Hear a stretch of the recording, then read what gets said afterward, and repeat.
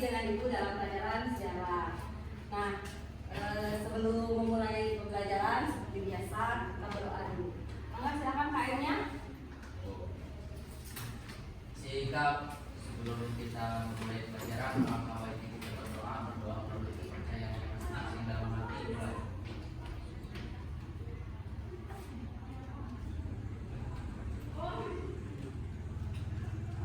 Doa selesai.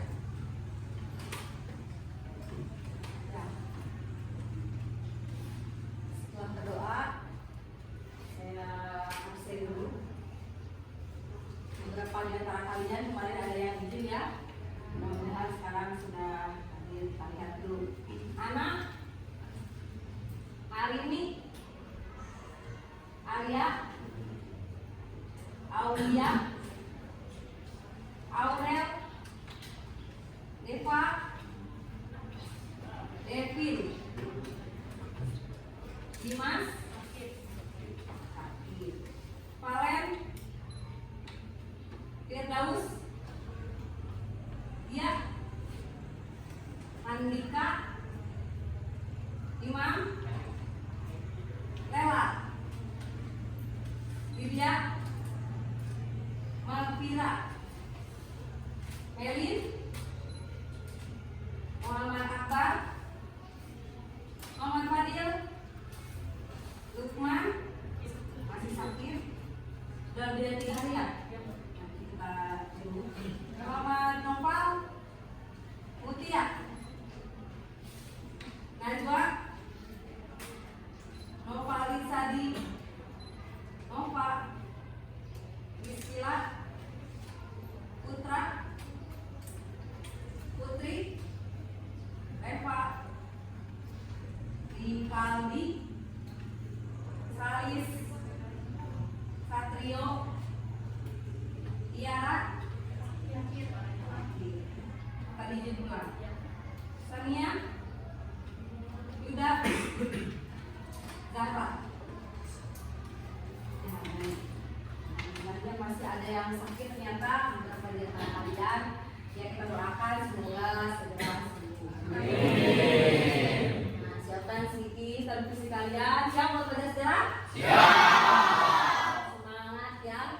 Nah ini ada video motivasi.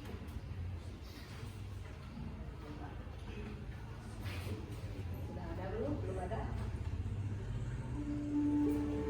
Kedengaran kedengaran?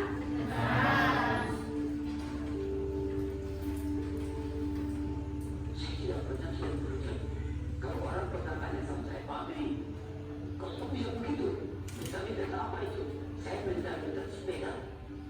Kalau anda naik sepeda, Anda kerja ternyata. Jadi kalau saya nanti bekerja, saya masuk. Oh, dapat guru. Kalau ditanya ambil umur berapa? 90 kurang 10.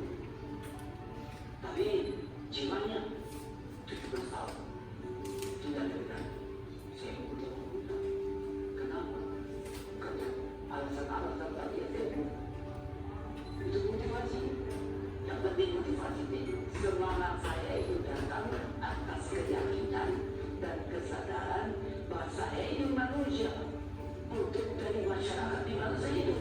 Karena saya dan keluarga saya dulu dan sekarang dan masa depan akan ada bagian terpadu dari masyarakat ini. Kalau masyarakat ini makmur, yang pertama saya ikut makmur. Karena itu saya terus tidak mau berhenti. Saya kira tidak ada gunanya Anda IQ-nya tinggi, tapi malas.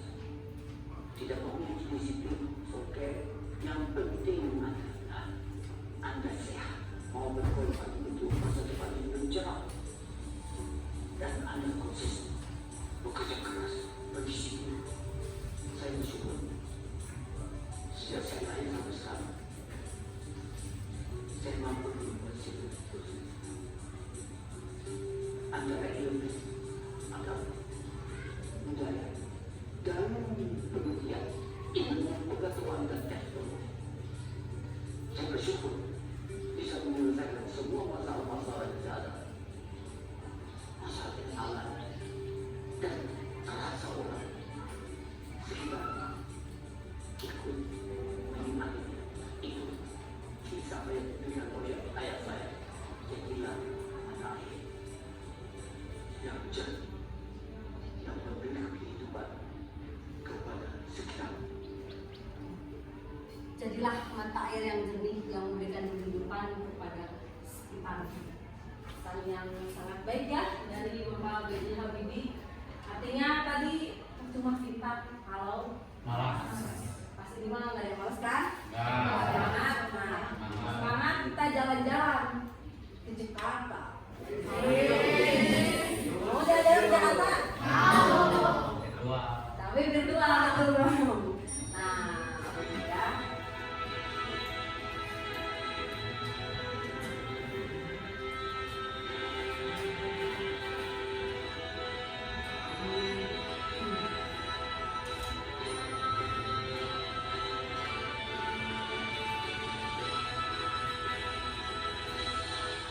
Bangunan ini bukanlah sebuah monumen biasa, melainkan simbol sejarah perjuangan dan kebanggaan bangsa Indonesia. Presiden pertama Republik Indonesia, Insinyur Soekarno, mempunyai gagasan untuk membangun sebuah monumen yang dapat melestarikan semangat perjuangan bangsa Indonesia dan memberikan kepada bangsa sebuah lema yang dapat dibanggakan seluruh rakyatnya sebagai penanda Indonesia baru.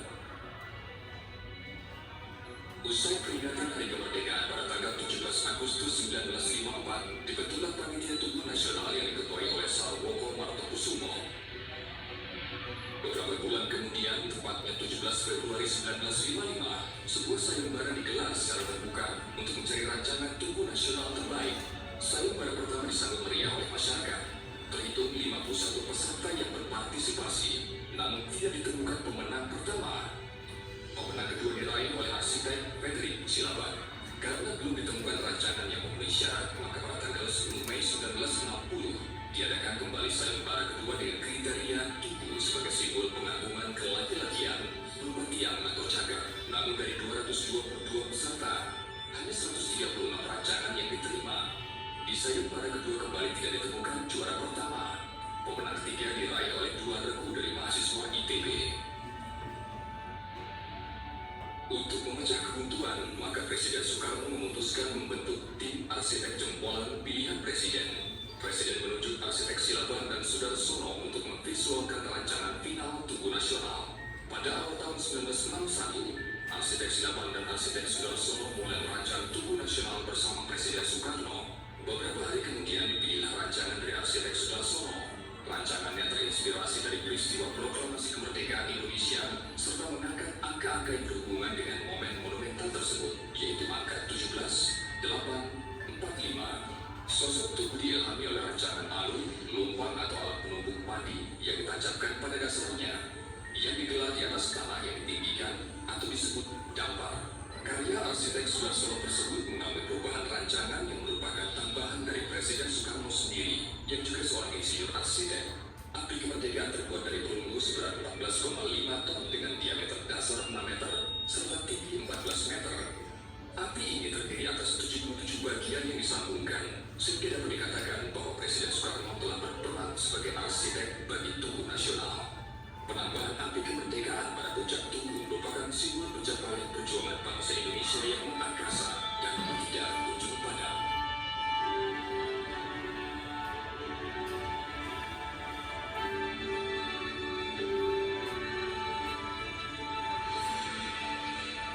Perubahan juga terjadi pada dimensi tugu. Terjadi dua kali penambahan ketinggian. Yang pertama dari ketinggian 128,7 meter menjadi 132 meter. Yang kedua terjadi pada saat pembangunan. Presiden Soekarno menambahkan kembali 10 meter sehingga tinggi tugu menjadi 142 meter. Perubahan lain yang dilakukan oleh Presiden Soekarno adalah cawan tugu yang awalnya berupa piramida terbalik yang sangat kaku, diubah sehingga memiliki liukan pada sisinya, menjadikan cawan tugu seperti memberikan ruang untuk berteduh. Liukan ini memberi nuansa fungsional sekaligus estetis. Pembangunan dilanjutkan pada masa Presiden Soeharto. Pada tahun 1969, sosok api kemerdekaan dilapisi oleh emas seberat 32 kg. Kemudian pada tahun 1995 ditambahkan lapisan emas murni seberat 17,45 kg, sehingga keseluruhan berat emas mencapai 50 kg. Monumen Nasional ini akhirnya dibuka untuk umum pada tanggal 12 Juli 1975. Dengan merujuk pada konvensi sebuah monumen, yaitu adanya tugu, monumen dan patung pahlawan berkuda, maka Presiden Soekarno menempatkan patung perunggu di Ponorogo di bagian utara pelataran Monumen Nasional yang dibuat oleh pemahat Italia Profesor Mario Pito atas jasa Konsul Jenderal Dr. Mario Pito pada tanggal 17 Agustus 1965. Untuk mengenang kembali sejarah Indonesia, dibuatlah 48 kotak plus 3 kotak di tengah ruangan, sehingga jadi 51 kotak diorama yang dirancang secara komunikatif melalui visualisasi yang menarik. Gerbang Kalamangkara di sebelah barat ruang kemerdekaan merupakan ruang bagi bendera pusaka dan rekaman suara Presiden Soekarno mengulang kembali pembacaan teks proklamasi. Ruang kemerdekaan juga memamerkan atribut kemerdekaan lainnya seperti wilayah kepulauan RI, bendera pusaka Sang Saka merah putih hingga patung Garuda Pancasila. Di puncak Monumen Nasional dibangun ruang terbuka sebagai area untuk menyaksikan panorama kota Jakarta, sehingga masyarakat dapat melihat hasil jerih payah para pejuang bangsa, mulai dari laut hingga Gunung Salak. Atas permintaan Presiden Soekarno, Edi Suharto merancang membuat buah patung Banteng Petaton.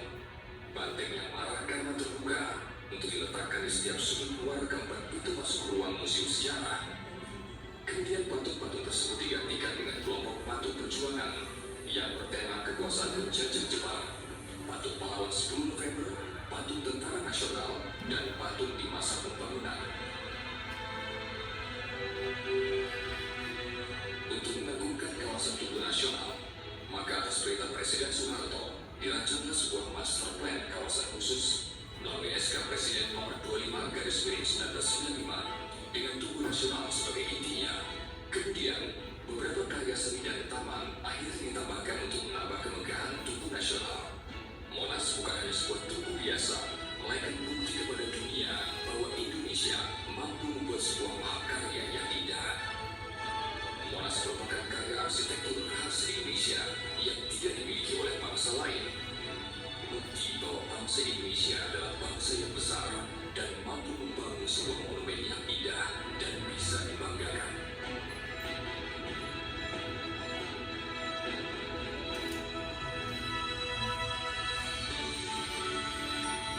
Keren ya?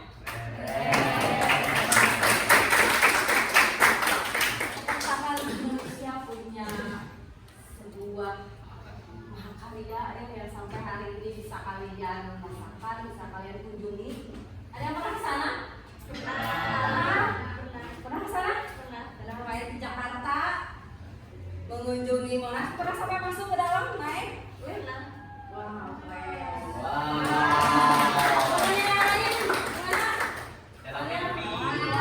Ada yang pernah lewat TV, Jenaya?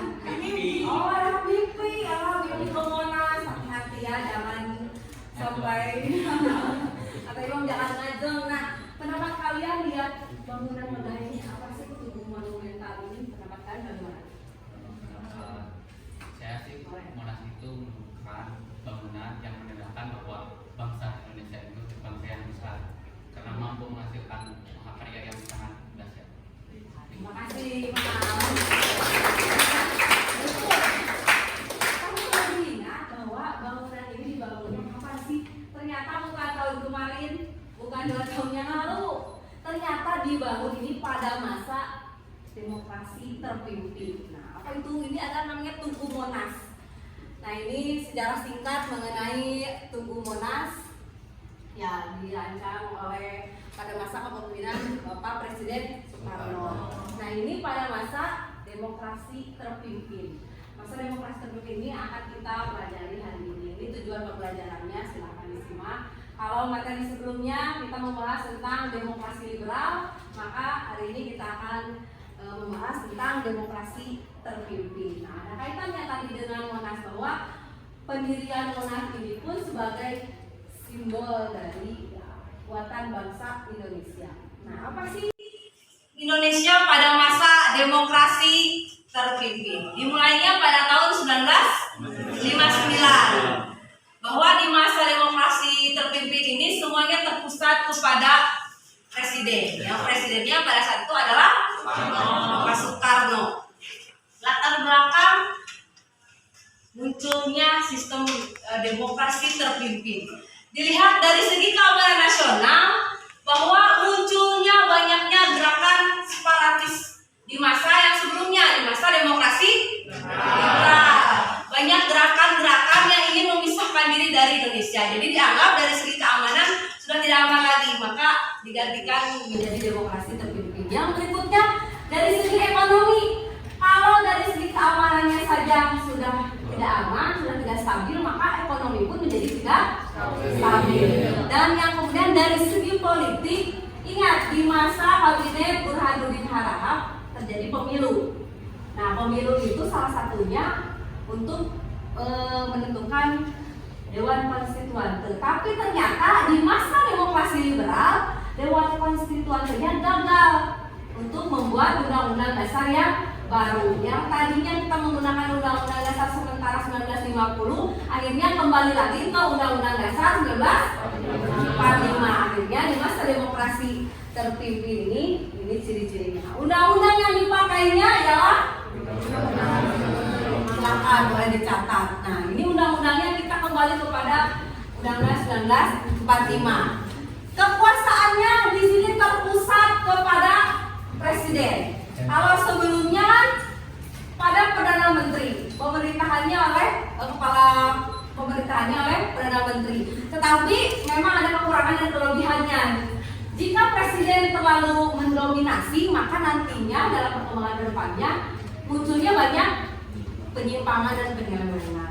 Yang ketiga, di masa demokrasi terpimpin ini menguatnya kekuatan dari TNI dan PKI.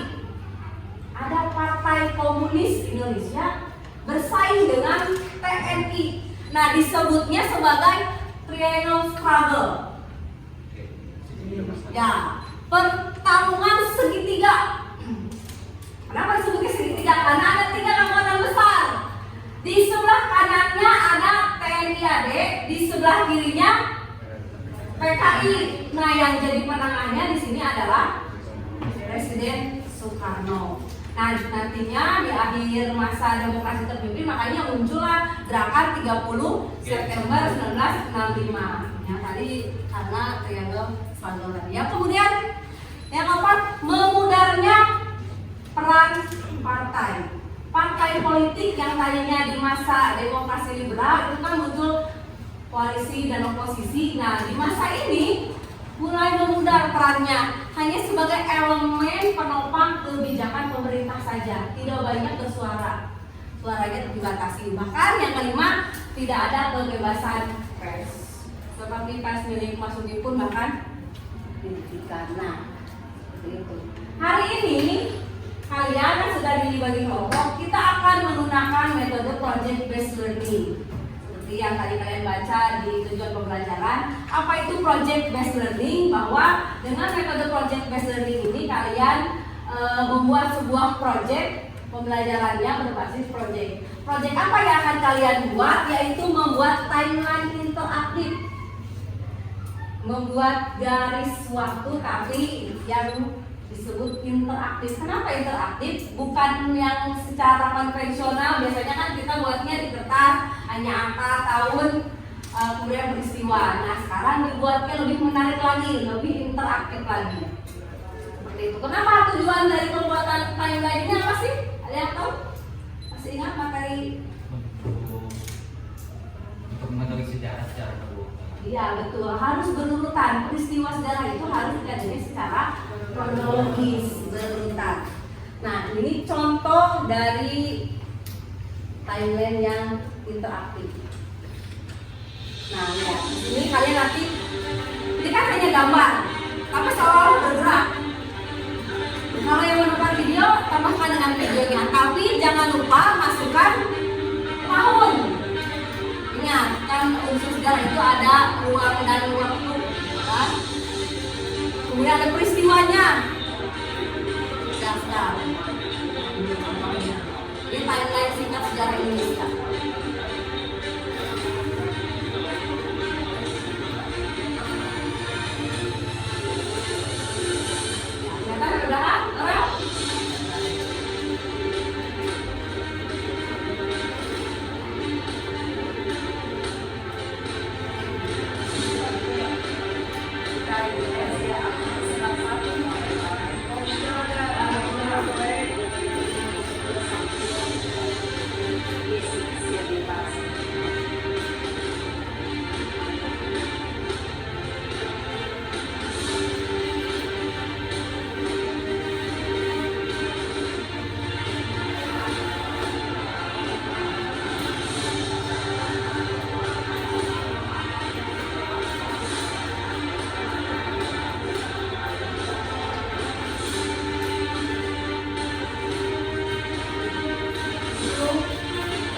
contohnya. Buat secara singkat peristiwa-peristiwanya. Jadi sudah dibuat kelompok kan sebelumnya. Kelompok 1 mana? Ini kelompok 2, kelompok 3, 4, 5. Nah, ada 5 kelompok, masing-masing akan diberikan satu peristiwa. Nah, silahkan menggunakan HP kalian. Kan biasa makanya kalau bisa ngomongin, oh gimana kayaknya interaktifnya? Apakah kita yang bersuara? Maka. Tapi kalau kalian kan contoh kalian suka menggunakan TikTok. Ya ada siapa di sini? Semuanya. Wah, semuanya ya. Suka main TikTok atau bisa menggunakan yang YouTuber gitu pakai aplikasi KineMaster atau kalau misalnya bisa juga pakai Canva. Nah, semuanya kebagian materi masing-masing secara berurutan. Kelompok 1 dekret presiden bagiannya karena dimulainya demokrasi terpimpin ini dengan adanya dekret presiden 5 Juli 1959. Yang kedua, gerakan pembebasan pilihan darat. Kelompok 3 politik mercusuar. Nah, tadi termasuk ada bangunan tubuh Monas itu dari politik mercusuar. Kemudian yang keempat, konfrontasi dengan Malaysia. Kita yang serumpun dengan Malaysia ternyata pernah selek ya kalau kata bahasa kalian semua. Ada yang selek? Ada ya, kita aman. Nah, yang kelima tentang kebijakan deklarasi ekonomi. Kalian tadi kembali lagi boleh menggunakan aplikasi-aplikasi yang biasa kalian gunakan. Nah, proyeknya biar kalian memudahkan dalam pengerjaan, maka Ibu akan membagikan LKPD sebagai panduannya. Satu kelompok 1 diisi ya sudah tidak gunakan. Boleh? Tolong.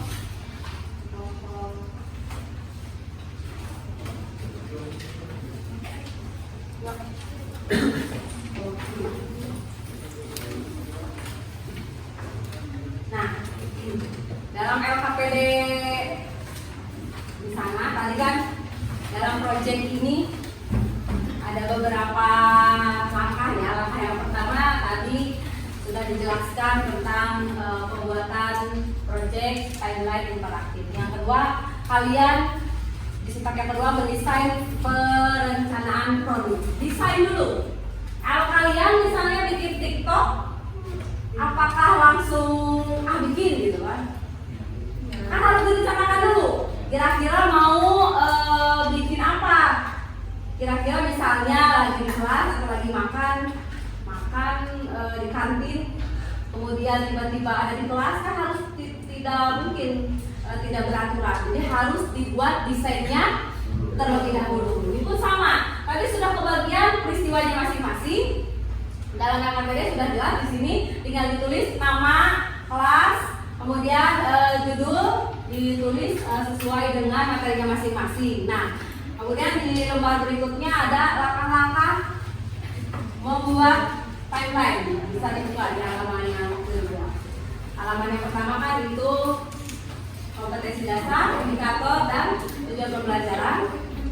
Nah, di halaman yang kedua itu tentang langkah-langkah pembuatan timeline. Nah, sekarang silahkan kalian boleh dimulai diskusi dengan teman sekelompoknya membuat, nah seperti yang ada di halaman 3, membuat draft design timeline.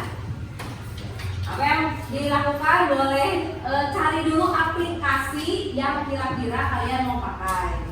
Tadi bisa menggunakan Canva atau biasa CapCut. Apalagi Capcut ya, bukan bahasa Inggris sekali. CapCut. Apalagi kalian bisa pakai? Nah, silakan. Boleh. Silakan. Jadi kalian bagi-bagi tugas. Ada yang mendesain, mencari. Jadi dalam dalam peristiwa-peristiwanya kalian cari waktu dan peristiwanya, kemudian masukkan dalam aplikasi tersebut. Maka silakan diberi waktu untuk membuat draft desain timeline. Silakan. Boleh. keluarkan HP-nya. Kelompok 1 apa? Nih, kelompok 1 tadi dekret presiden. Kelompok 2 gerakan pembebasan Irian Barat. Kelompok 3 politik mercusuar. Kelompok 4 konfrontasi dengan Malaysia. Jangan tertukar. Nah, kelompok 5 tentang kebijakan deklarasi ekonomi. Jadi ini kan tentang judul pelajarannya politik dan ekonomi di masa demokrasi tertinggi. Jadi ada ekonominya, ada politiknya. Silakan mencari. Mulai panggil searching, bisa menggunakan aplikasi apa?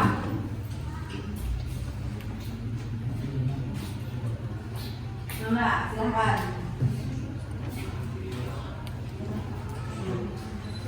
Aduh, ayo. Yang nanti boleh dibantu. Nah, desain ini boleh ditulis dulu di sini cari peristiwanya tadi. Ini tulis tanggal. Untuk desain pasarnya di sini atau nanti bisa digunakan ke pasar tadi. Ya, menggunakan itu. Oh, boleh. Nah, ini yang suka tiktokan. Jadi yang biasanya kalian hanya untuk permainan ternyata bisa dipakai juga untuk Nah, kenapa didesain dulu biar lihat waktu dan peristiwanya para kaum kan peristiwanya. Ini tadi itu bagian apa? Organisasi. Nah, yang ini bagian cari ininya, template-nya, aplikasi dan ini. Itu dari materi. Nah, ini boleh ditulis. Jadi itu dari awal. Ya, kelompok.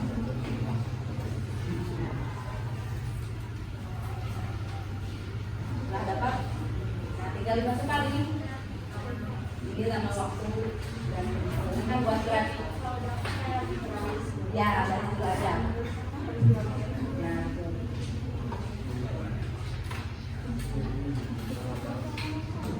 aplikasinya, ini pakainya apa? Ya. Pakai apa? Pakai. Nah, kalau pakai CapCut biasanya sedikit ya. Batas waktunya itu kita 2 sampai 5 menit. Tadi kan peristiwa dalam waktu 15 iya. Nah, kita kan video foto ini bergerak. Katanya yang pertama foto doang. Tapi kalau misalnya kalian udah ngomonginnya video, boleh disisipkan. Nah, jadi maksudnya sebenarnya bisa. Kalau misalnya tidak bisa menggunakan CapCut, menggunakan PowerPoint. Nah, biar animasinya bergerak.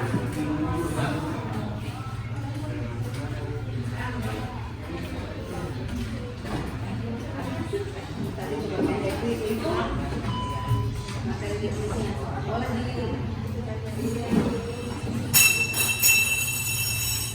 di bagian ini ditulis dulu waktunya. Kan dekret itu tidak langsung tiba-tiba tanggal 5, ada belakangnya. Yang sebelumnya dari tahun 5 sebelumnya ada apa. Nah, ini bisa videonya bisa disisipkan.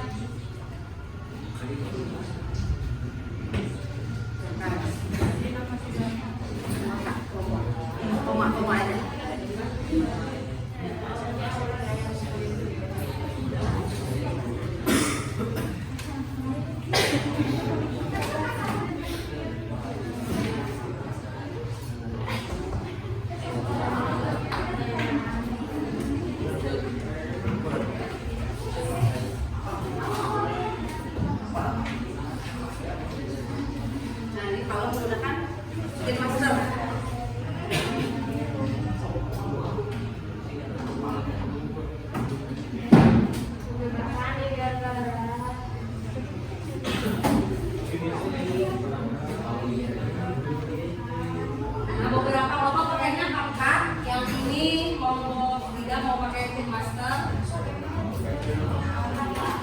Tergantung boleh, tergantung kemampuan.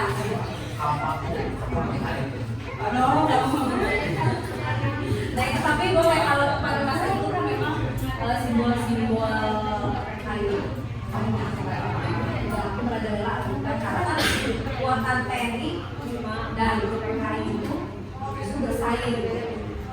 Nanti akhirnya menunjukkan semuanya tidak, tapi pokoknya sebenarnya tentang cari dulu latar belakangnya apa, kebijakannya bagaimana. Silakan. Sama ditulis.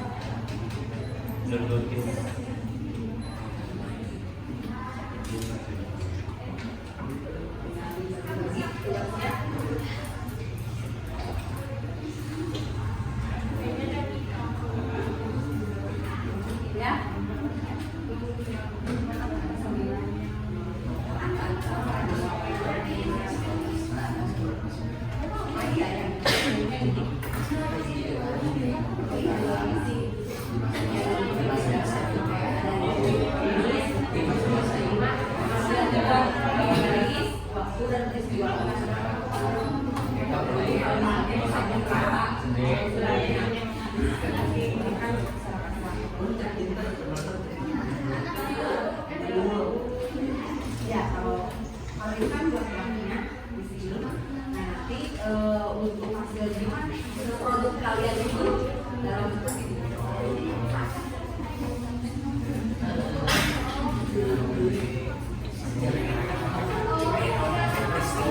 Nah, ya.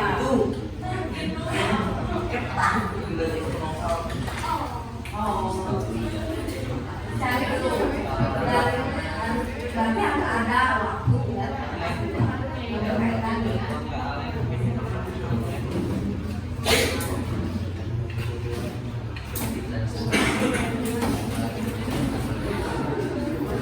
Ya, sambil diskusi.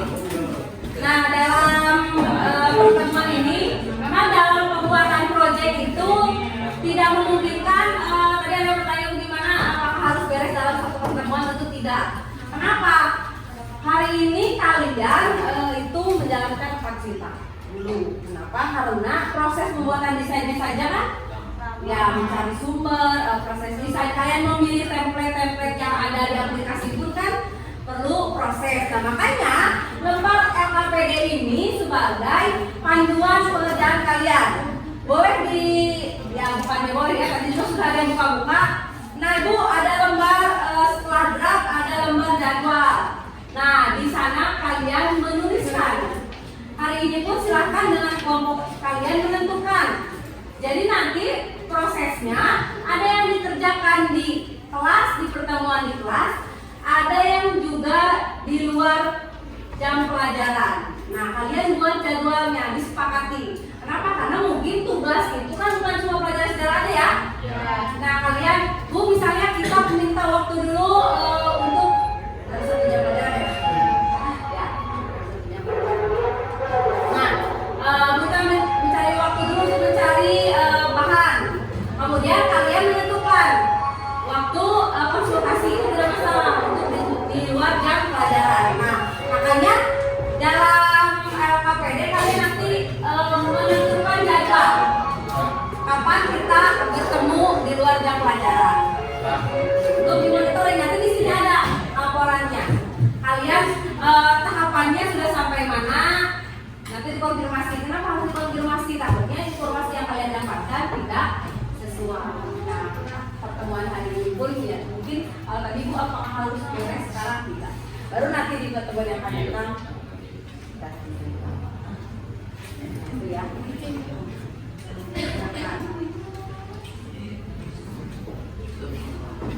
Dibuat dulu saja draft desainnya. Ini kenapa? Ayo.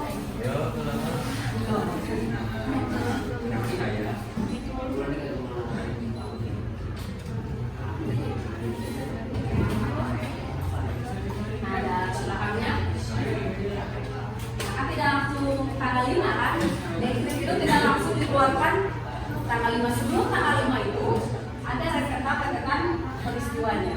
Bahkan kalau misalnya sudah temukan prosesnya, setelah tanggal 5 pun masih ada kejadian yang berkaitan dengan dekret, tidak masalah.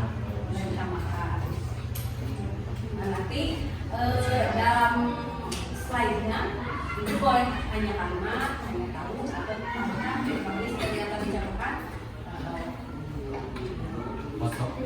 Ya, foto yang berkaitan.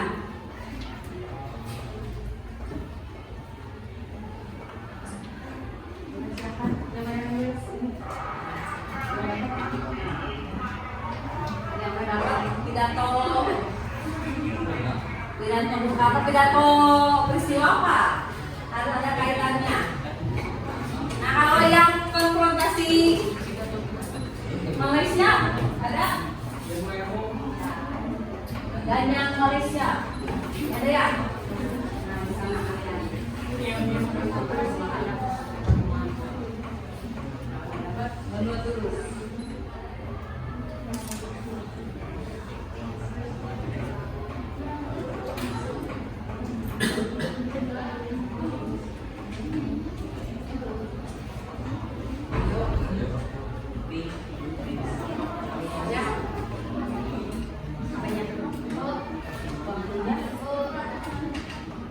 Bisa dari sebelumnya sampai sebelumnya pun bisa. Ya. Gimana? Bikin berarti kalian bikin 2 garis. Ada waktu kayak sama kayak di ulangan yang sebelumnya pernah kan bikin lain-lain. Ini kan ibaratnya kayak manualnya. Nah, ini pun ditambahin ada audio. Nah, betul. Kalau musiknya, musiknya boleh sedang duduk. Betul, ya. Musiknya disesuaikan. Nanti maboknya akan menjadi TikTok, kan musiknya sedang duduk, tapi ya disesuaikan. Kayak tadi kan musiknya. Nah, makanya ditulis dulu buat garis waktunya. Ya, kenapa ada perbedaan ini dan terarah?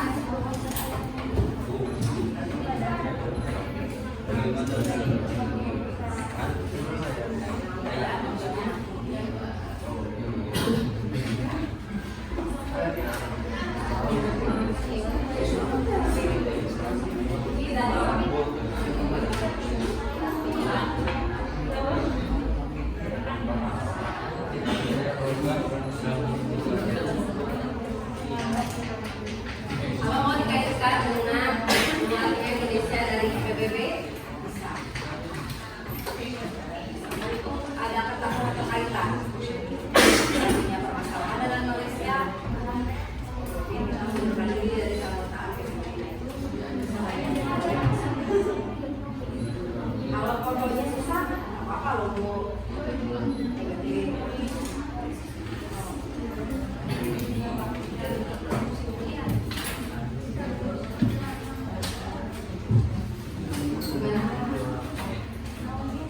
Nah, kalau proyek penjusuran biasanya dari bangunan ya, nah itu.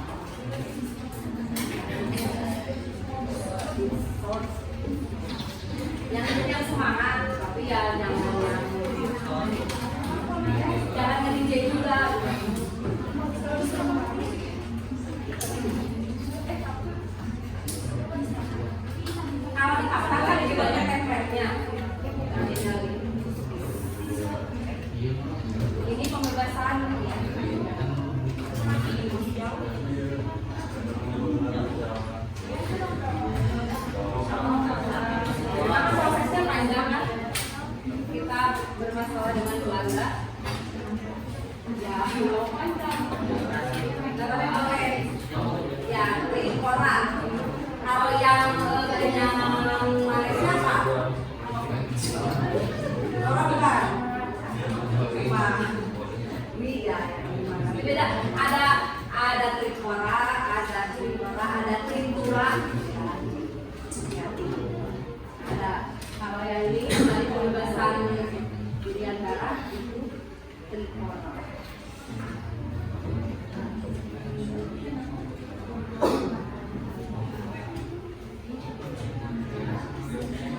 Boleh di sini aja tulisnya. Dan kan nanti nggak apa-apa. Kita di sini yang bentuknya ini. Nah, yang ini jadi nggak apa-apa. Gitu. Karena biar kelihatan kalau misalnya salah milih mana. Nggak apa-apa di sini aja.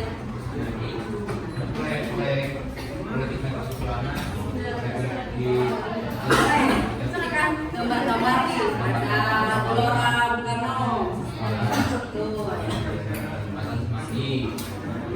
ya kan? Nah itu boleh pakai kapan mulai pendirian Monas, kapan jembatan Semanggi. Nah ini gimana? Ya, boleh. Kita masih saatnya. Kan kalau file foto atau video kan ada tinggal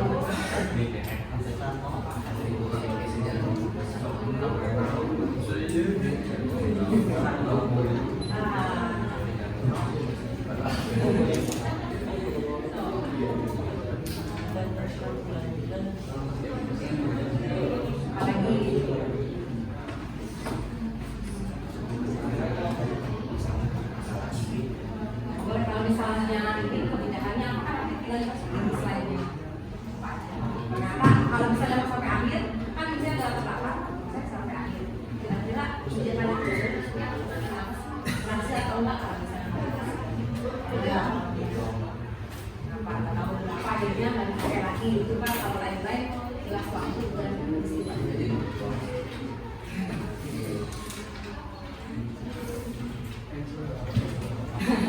Yo.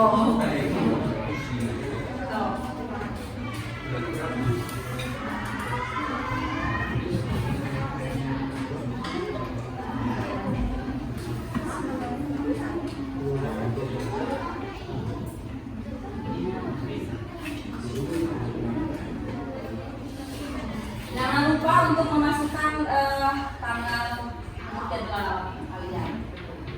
Harus terencana. Jadi dalam pembuatan proyek itu tidak boleh yang dapat 5 nanti beres enggak. Tapi kita buat jadwal untuk perencanaannya. Hari ini pun termasuk. Hari ini kalian merencanakan mau bikin apa sampai mana. Kemudian nanti di prosesnya tanggal berapa. Ketemu lagi di luar jam pelajaran direncanakan tanggal berapa. Sehingga nanti di pertemuan berikutnya sudah beres. Masuk.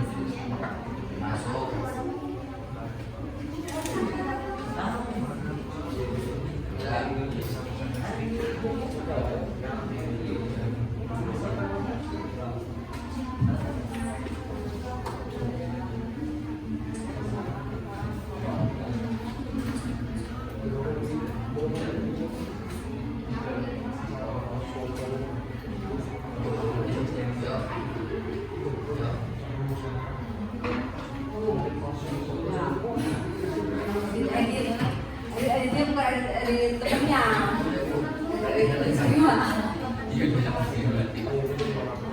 ada suara pembukaan nyambung.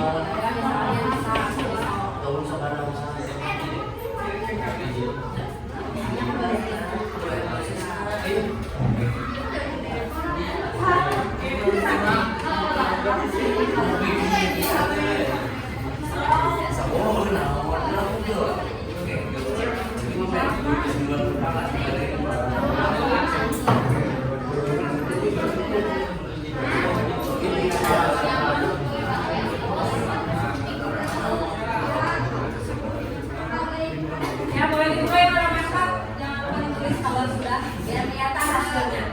Tahap ini kalian udah bikin apa? Live display tanggal berapa? Jadi direncanakan ketemu lagi tanggal berapa? Itu dia sampai tempat.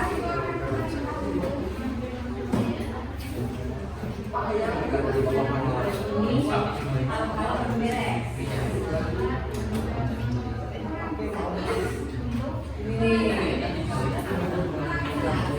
Menerapkannya kerja.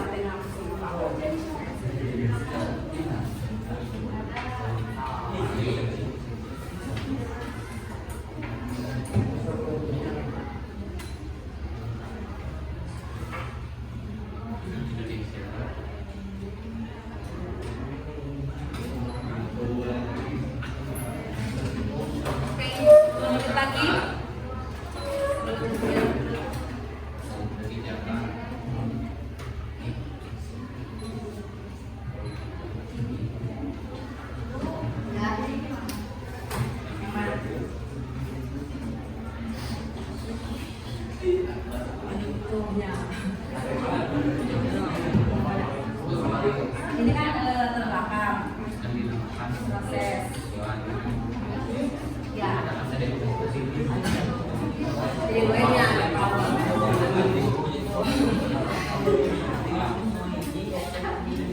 bahkan bagian ngedit suara dan tapi bukan contoh maksud Akbar jangan dulu peristiwanya peristiwa Akbar jadi karena namanya Akbar peristiwa Akbar boleh tinggal dicari ya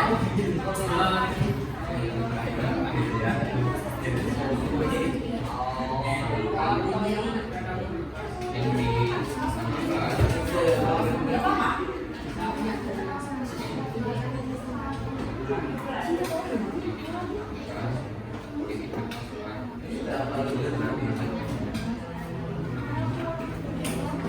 Oke,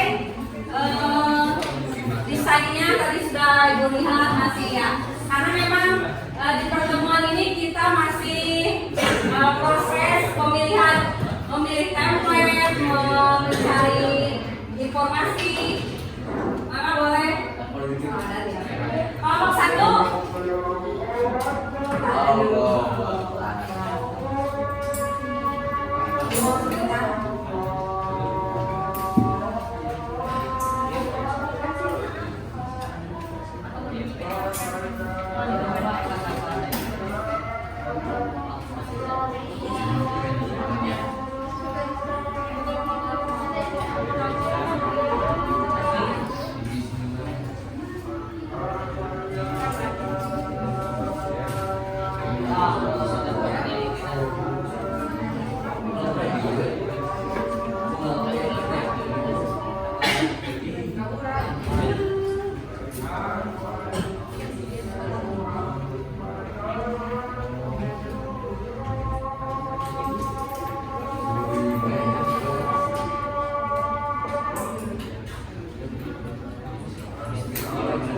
Sambil menunggu ada tahap ini dulu kalian boleh diisi tanggalnya.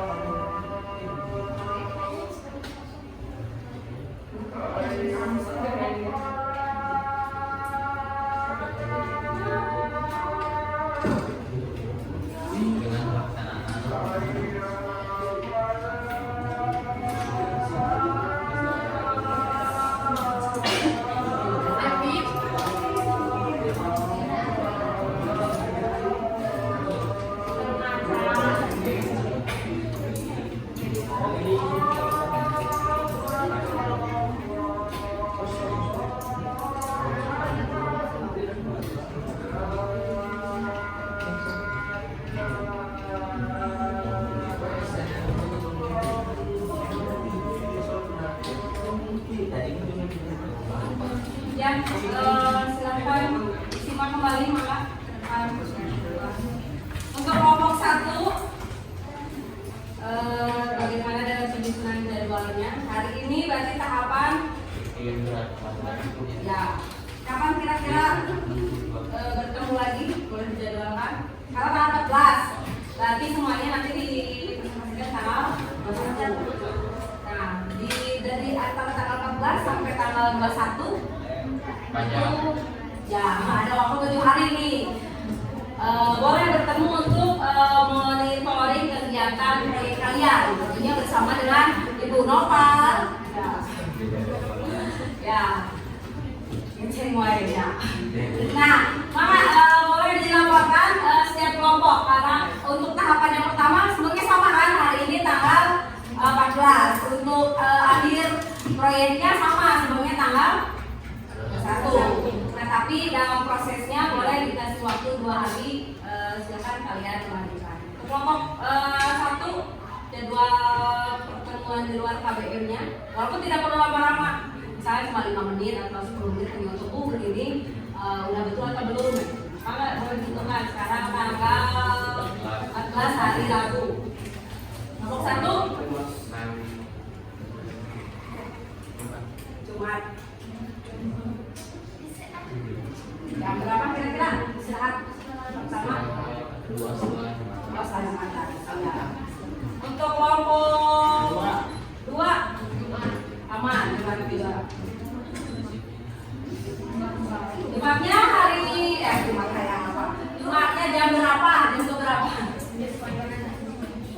disesuaikan dengan ibu. Silakan pertama 3. Kelompok 3. Kelompok 3 Jumat juga Jam. ya, setelah pelajaran selesai mau pulang. Oh, jam terakhir. Nah, kalau pulang sekolah boleh, tapi ya biar tidak mengganggu waktu pulang kalian juga.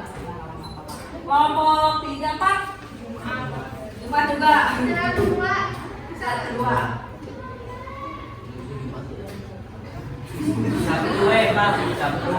Tidak, ya sok silakan batur Jumat. Minggu. Nah, kalau minggu mah berarti tidak di sini ya, Sabtu Minggu tidak boleh mengerjakannya di antara hari itu, tapi untuk monitoring dan koordinasi di hari boleh masih ada Senin, Selasa, biar dia bisa menjadi Sabtu Minggu. Jumat juga berarti ya. Oke, boleh ditutup desainnya karena pembelajaran juga akan segera berakhir.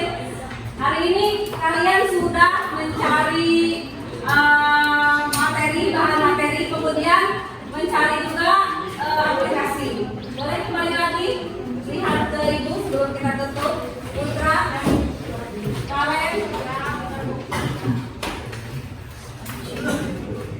kita akan simpulkan bersama kegiatan pembelajaran kita hari ini bahwa tujuan pembelajaran kita yaitu tentang apa? Yaitu pada masa demokrasi terpimpin, ya, khususnya kehidupan politik dan ekonomi.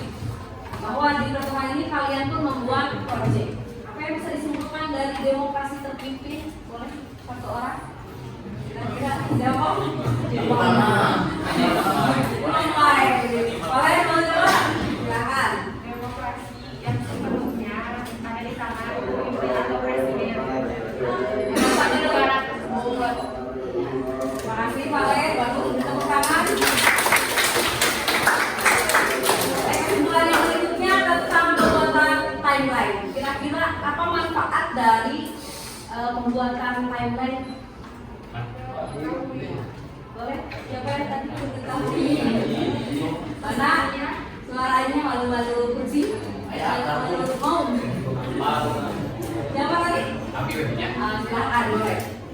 kesimpulan di dalam membuat timeline adalah kita dapat tahu sejarah di dalam sejarah Indonesia secara kronologisnya berurutan.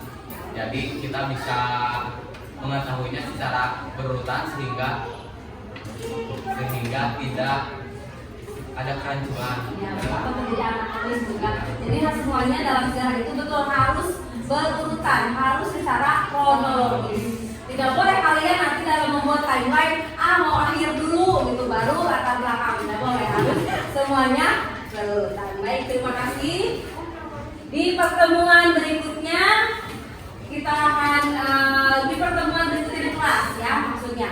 Di pertemuan berikutnya di luar jam pelajaran boleh untuk melakukan monitoring dan evaluasi dari materi-materi yang sudah kalian buat dalam bentuk timeline. Tapi di pertemuan berikutnya di kelas kita akan menguji hasil dengan cara presentasi yang sudah kalian buat. Makanya tadi dibuat semenarik mungkin. Yang berikutnya ada evaluasi pengalaman belajarnya, dilakukan diskusi dan tanya jawab. Makanya dibuatnya tadi yang semenarik mungkin. Boleh pakai musik enggak, tapi tadi pokoknya nanti yang pengen diduk ya musiknya. Pakai DJ gitu. Pakai suara sendiri bisa. Nah, boleh pakai backsoundnya suara sendiri, boleh. Kan di sini timeline-nya itu untuk nilai keterampilan juga. Jadi dibuat semenarik mungkin. Baru di akhirnya nanti ada evaluasi pembelajaran diskusi seperti biasa. Seperti itu, jangan hilang APD-nya. Kita bertemu lagi di pertemuan berikutnya. Ya, terima kasih.